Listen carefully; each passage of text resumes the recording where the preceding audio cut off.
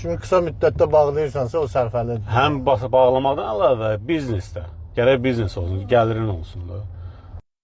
Nadir, bəzən görürsən kreditə deyirsən ki, mənfi yəni təsir edir, mənfi baxırsan da. Bəzən də elə olur ki, kredit özündə götürsən, özündə kreditdən istifadə edirsən.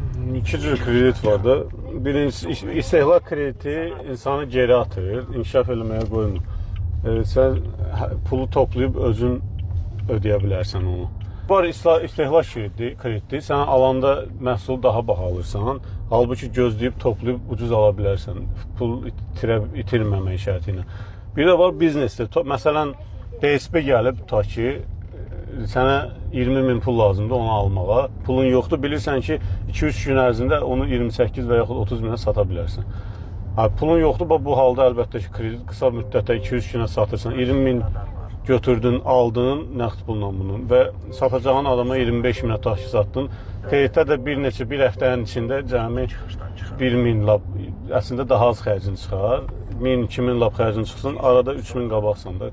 Kredit olmasaydı sən o əməliyyatı eləyə bilməzdin. Bu halda biznesdə gəlirli, 100% gəlirli biznesdə. Yəni belə başa düşüm, qısa müddətdə bağlayırsansa o sərfəlidir. Həm bağlamadan əlavə biznesdə. Gərək biznes olsun, gəlirin olsun da.